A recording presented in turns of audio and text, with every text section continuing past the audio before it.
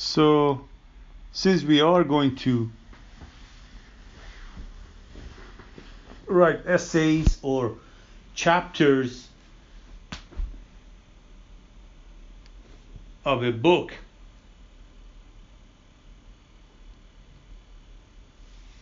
replying the objections that are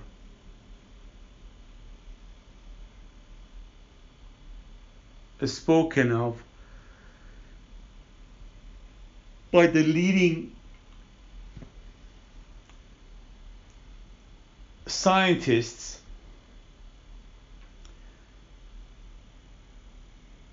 where they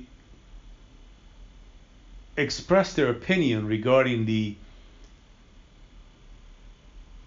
unnecessary need for religion in, let's say, 21st century. This was one of the objectives, objections of the astrophysicist or the theoretical physicist Lawrence Krauss. Now, along the same line,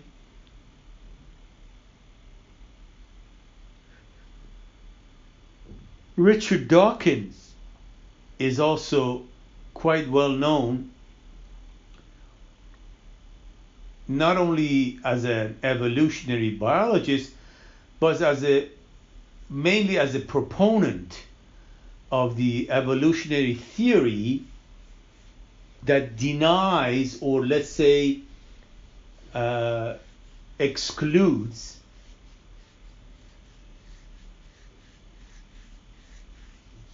anything that could direct the evolutionary developments, and instead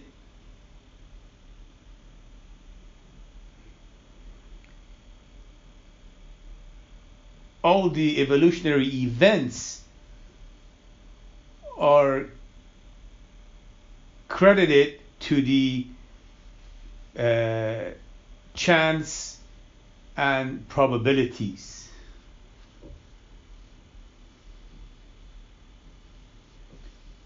So we're just going to we're going to this is the one of the first attempts to specifically directly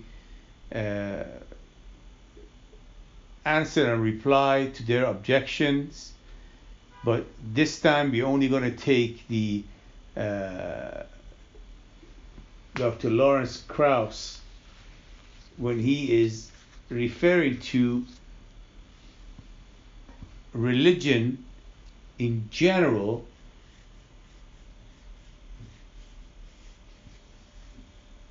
as an unnecessary even topic of discussion when we are looking at the scientific developments have been reached and still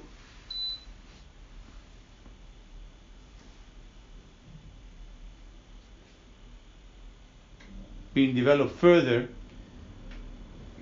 There would be no need for religious, he is referring to beliefs or any of the religious laws,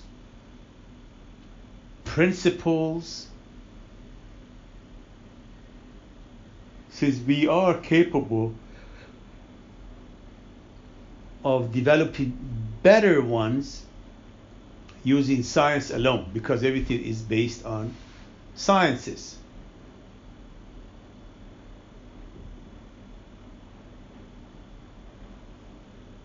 The first thing that we're going to point out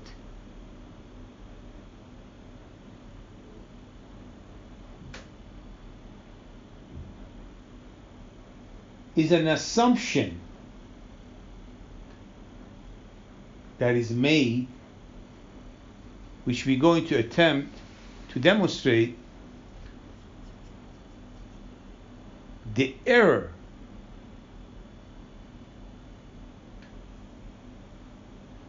apparent in this assumption, and the assumption is as follows: that human beings are capable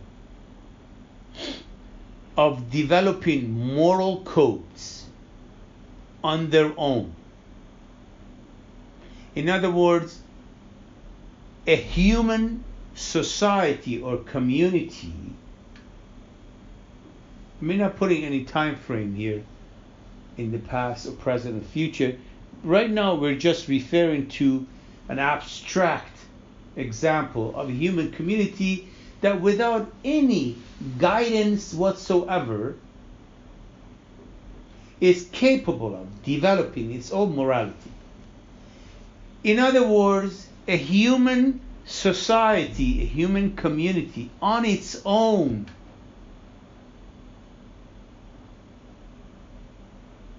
can become, in quotation marks, civilized. This is an assumption. Let's look at it closely.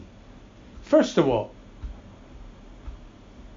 I think this is very obvious as an example, but it's more than an example actually. It's something that has been studied over and over again throughout the past probably 150, 200 years.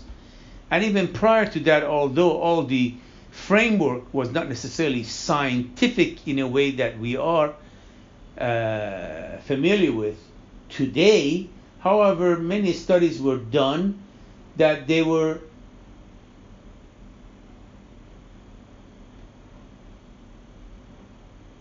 anecdotally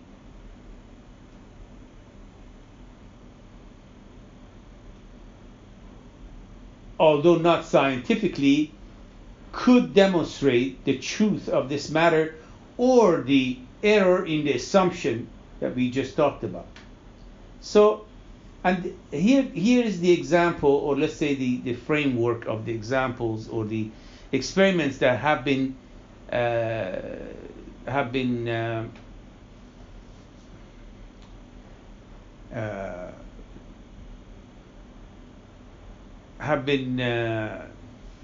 done. I'm losing some of the words that I can't think of. Anyway, and so a human being, if isolated from the human community,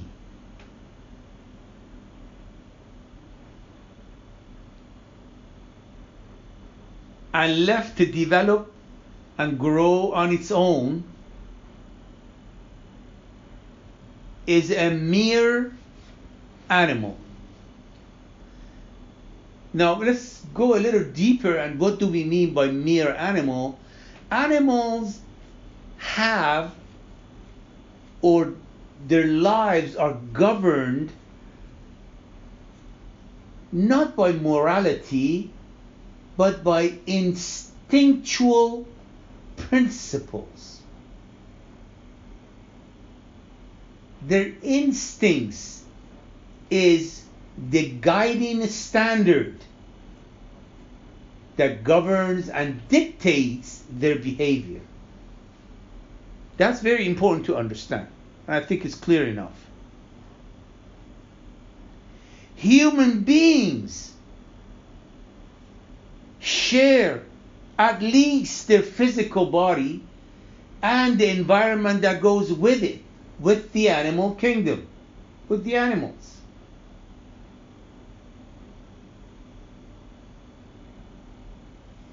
Intellectually, we are capable of abstract thinking. However, that's a basic skill, a basic capacity. If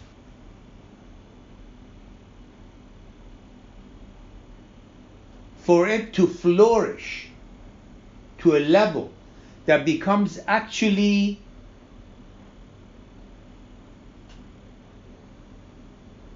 it gets to a level that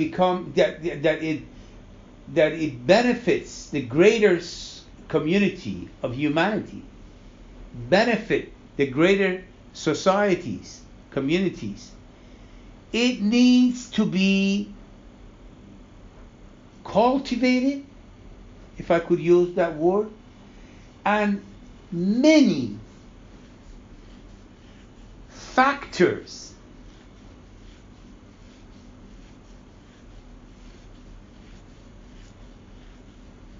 have to influence that capacity.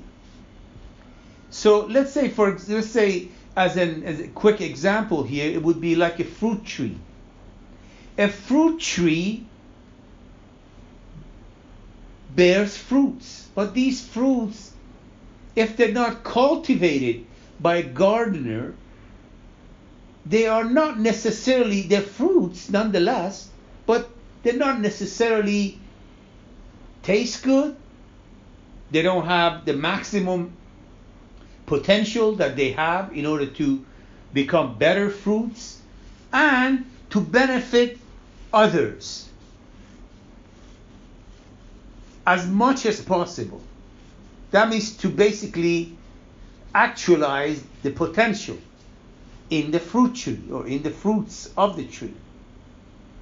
A cultivator is necessary to mix in and to introduce factors that it would help or facilitate these potentials become actualized.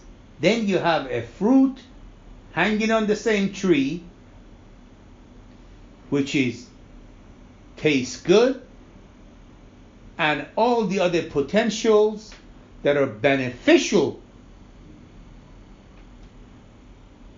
to the population that eats these fruits and it's part of their food, they will benefit from that.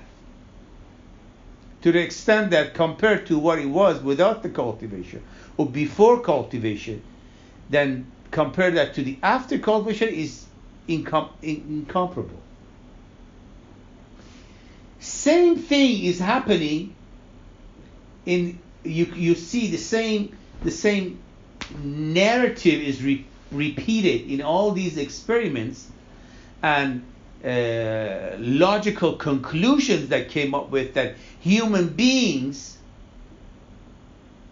although they like the fruit on that tree,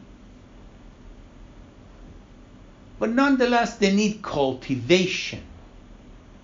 That means certain factors, these factors are what?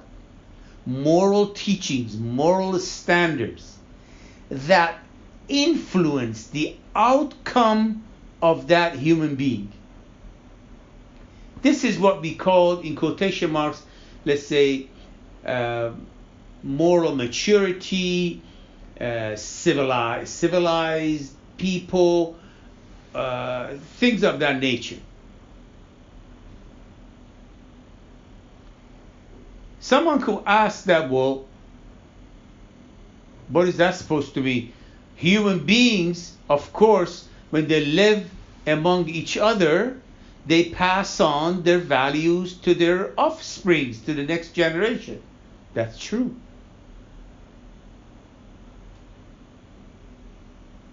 Well, if you step back and look and see, that would be a chain that would take us back to the very first human communities. That is, but based on the, let's say, understanding evolutionary development of human beings, we're talking about very, very small differences in the very beginning, long time ago, however far we can go back. Very little difference between animals and human. Animals, as we already talked about, they run on instincts. Human beings also have instincts, but they have an intellectual faculty that needs cultivation, however.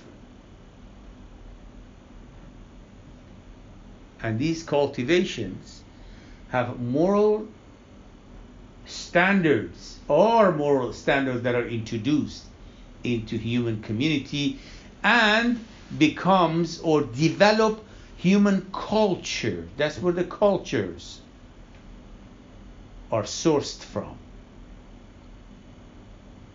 So when we go back all the way to the beginning, we'll see that moral teachings,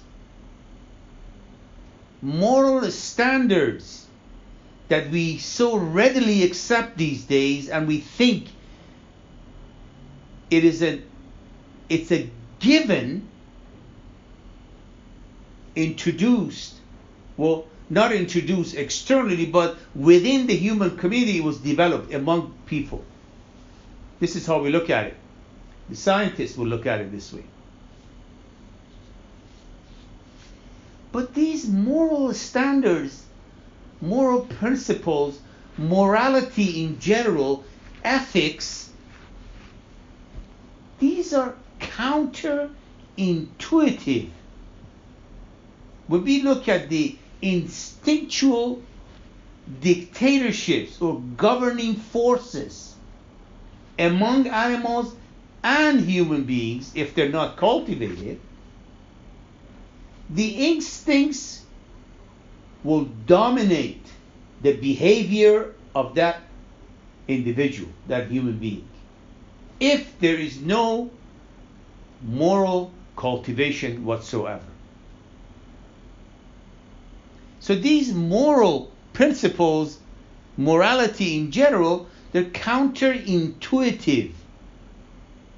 These are not something that an uncultivated human beings or an animal will do on their own.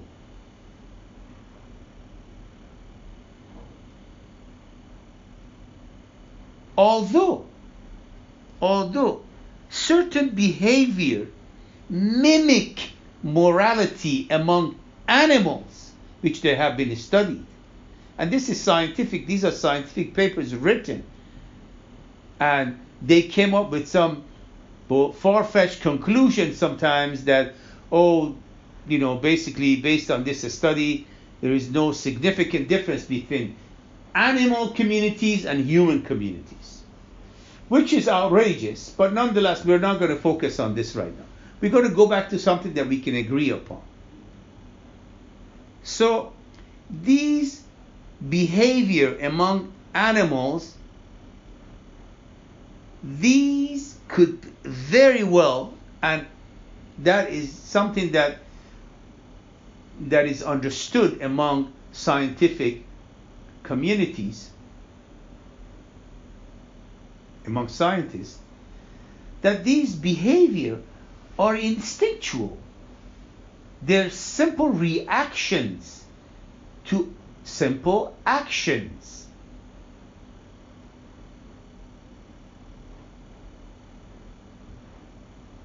Anything beyond certain threshold cannot be witnessed. Up to an extent, yes, you will see behaviors that are mimicking moral behaviors in human communities among animals. However, they're just mimicking that behavior. We watch them long enough, we can conclude logically, rationally, that this is based on instinct and it has nothing to do with morality or any of those standards that human beings are familiar with. So if that's the case, where did these counterintuitive moralities, moral teachings, moral standards was added or introduced into human communities? It couldn't have been developed among human beings. Where do they come from? Our thinking, our intellectual capacity has no moral standards. Moral standards cultivate, shape, make our thinking humane. Thinking by itself is neither humane nor anything else. It's a process. This is how we can come up with a conclusion, which is correct, I think. You can think about it yourself, that science has nothing to do with morality. Science is the capacity to discover physical unknowns. That's it. Which is so fundamental, so important for us human beings. But at the same time, we have to realize that sciences have nothing to do with moralities. When we crack the atom, we didn't think that, how are we going to use it in a good way after we cracked it and all the energy was released. No, that's not a scientific question. Scientific question would be that how to crack it, how to absorb the energy, and how to store the energy, and the different applications we have. The applications are not decided based on moral standards if it's limited to scientific thinking.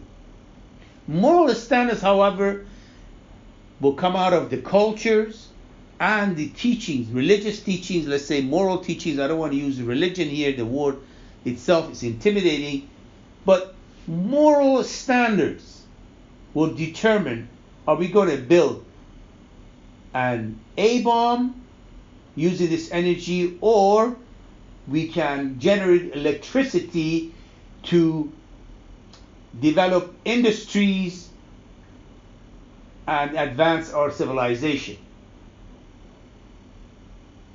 That would be a moral question to ask. This question does not come out of instinct. Our instinct does not teach us that.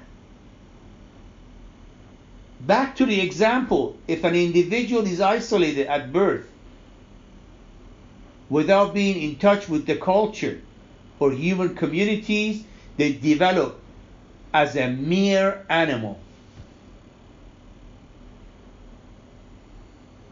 Now, to be a mere animal for an animal is what it's supposed to be. But as a human being, we have tremendous or infinite potentials compared to an animal. Without the cultivation, moral cultivation, we will not be able to actualize that potential that we have. So, that potential stays a potential.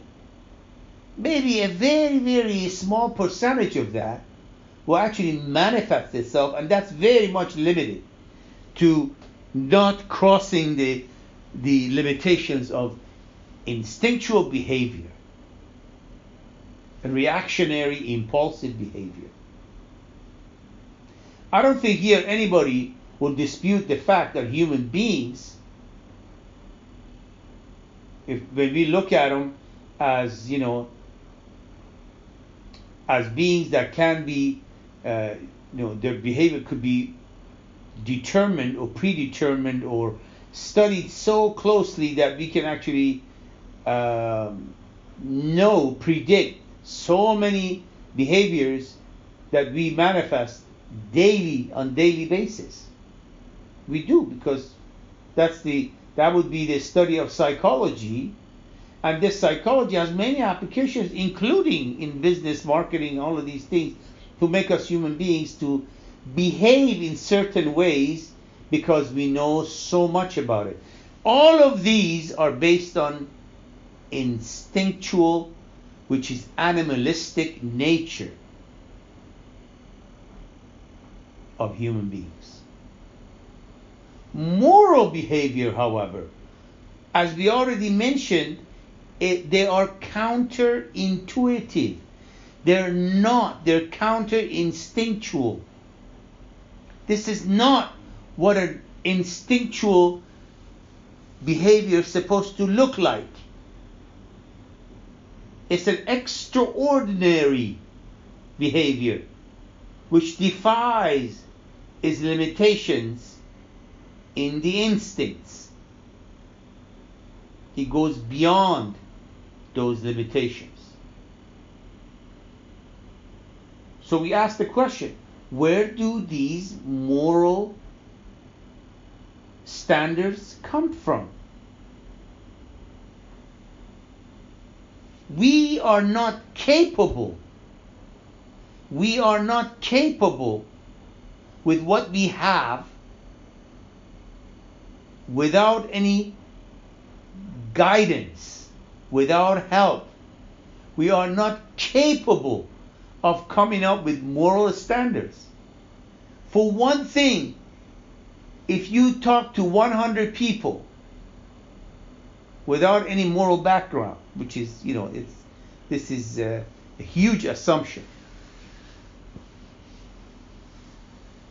If you ask them a moral question, you probably get 100 different opinions.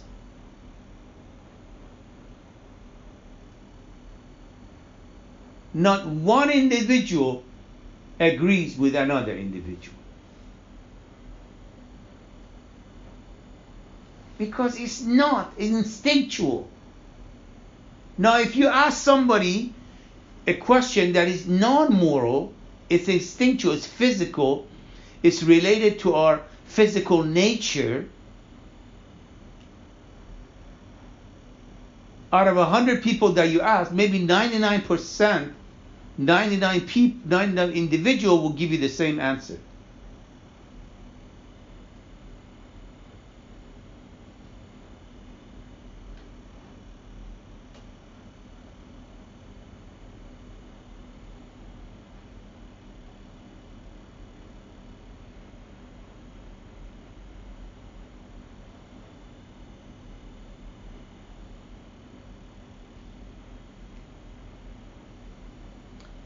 So I think it's become more clear that moral teachings are not natural to human beings. They cannot be conjured up with what we are without those teachings. Not being guided or directed, helped, we will not be able to come up with those moral principles or teachings.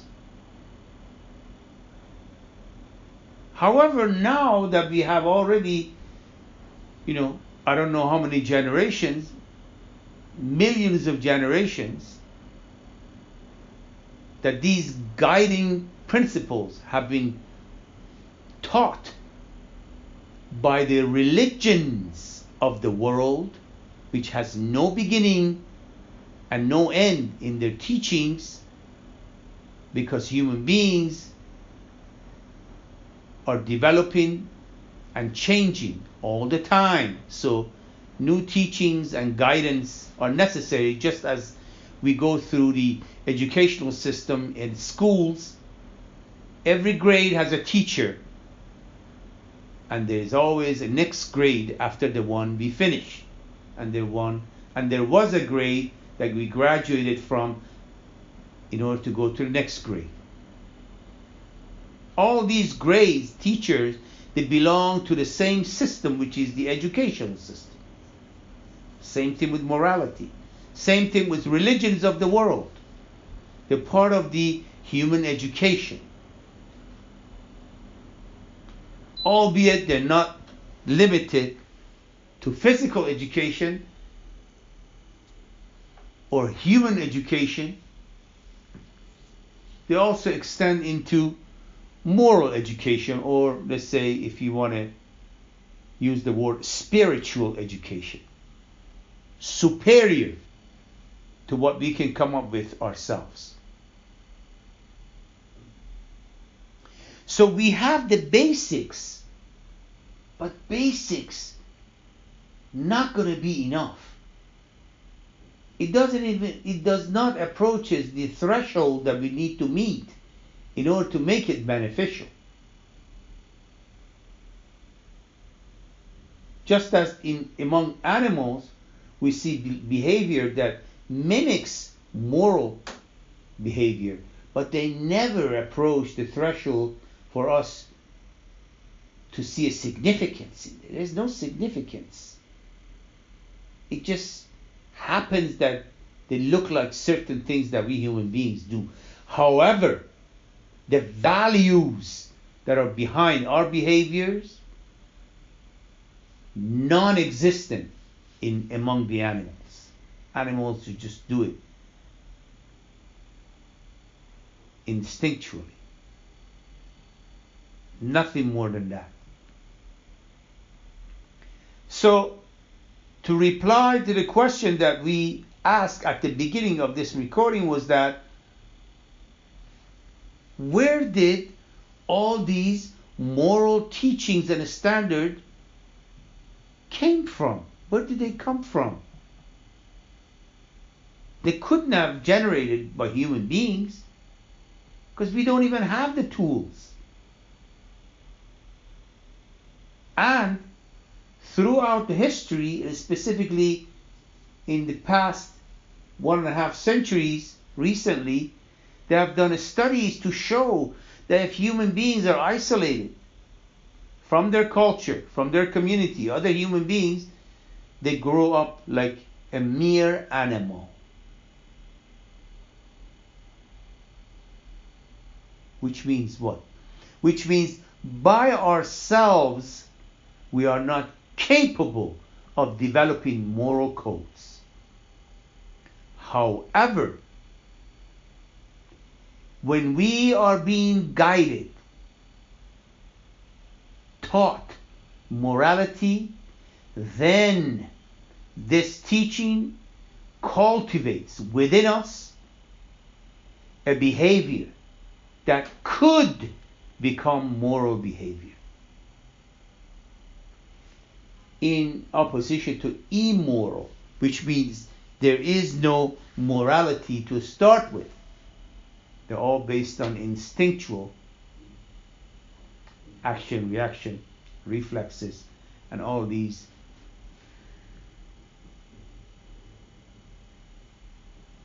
other physical, solely physical, material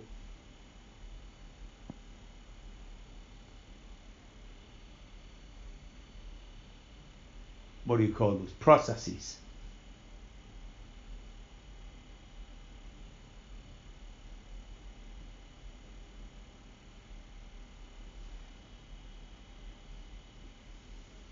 So yes, we can come up and say, well, we have, we don't need religion because we already know what we should do, what we shouldn't do.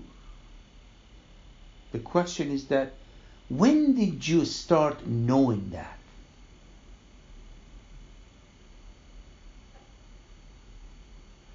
When did we start acting as if we know, based on morality, what to do, what not to do? These conventions that we have in our cultures, in our communities, where do they come from? They're being developed, furthered every day, but where is the source? The source is not us.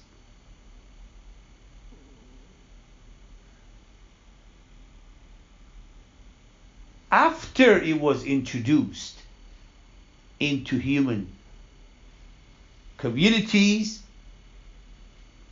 became part of our culture, then passed on from generation to generation, and now, at this very moment in our development as human beings, human communities, humanity, well, anybody could ask to say, well, we have morality. We don't need religion. We don't need any of those religious teachings. Teach us morality or standards of morality. But that's not a correct observation, because we simply take a moment in our growth and we start from there. Although prior to that moment, we have to see where is the source of those teachings that we readily accept as given. We take them as granted, but they're not. Where is the source? The source is not humanity. We simply don't have the tools to come up. We don't have the consensus to come up with moral codes. But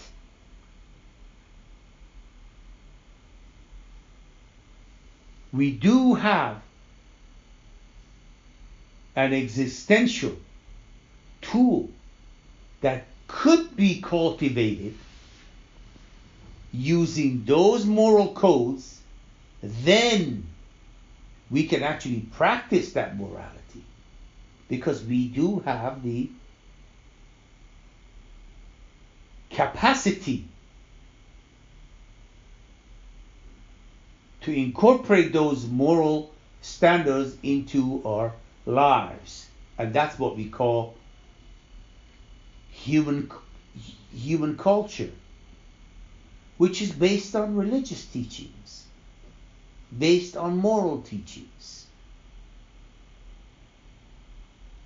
And we see ups and downs in human history regarding morality and immorality.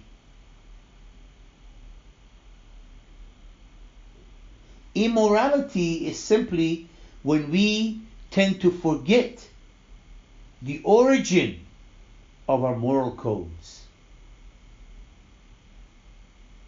We come up with statements such as the one we refer back to the scientists who say that we don't need religion, religious teachings, because we are capable of knowing what's good and what is not good, what is beneficial to us, what is not beneficial to us. And we already replied to that. So this was one of the points that we encounter when, let's say, if I can use the word, atheists or anti-religion individuals, intellectuals, scientists discuss or debate with the ones that insist on religious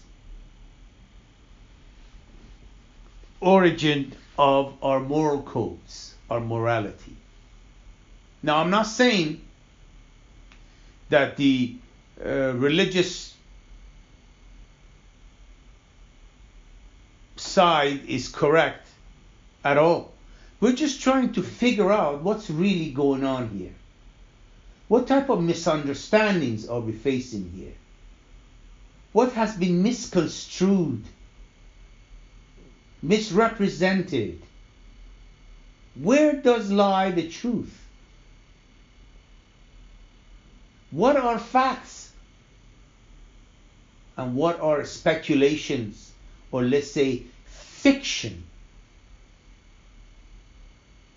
These are the things that we need to understand instead of necessarily render a judgment on this side to be right or the other side to be right, or both sides right or wrong. Doesn't matter. We need to go back to the basics, layer by layer, and understand a layer before we add another layer on top of it. That's the importance of this type of investigative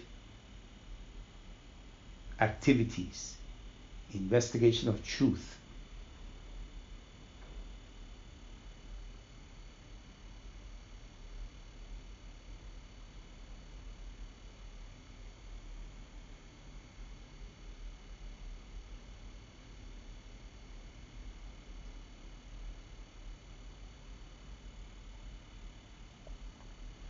So, in this segment, this recording, we touched upon a few different areas, although they're related to each other, but they could be discussed separately to go in depth later on.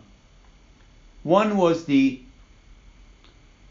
general meaning of morality among human beings, the instinctual behavior among human beings and animals, which is basically common to both, shared in between these two kingdoms, and also very, very materially or physically, biologically, we can argue and we understand that there are certain limitations biologically in human communities or among animals that we cannot overstep.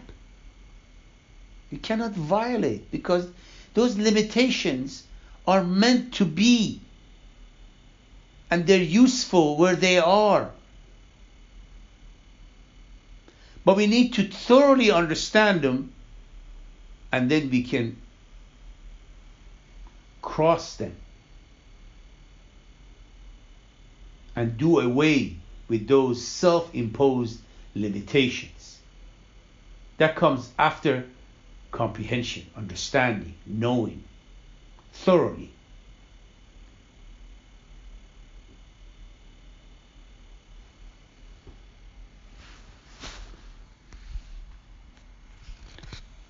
We're going to look at other questions which come up in these debates between the, let's say, the atheist or scientific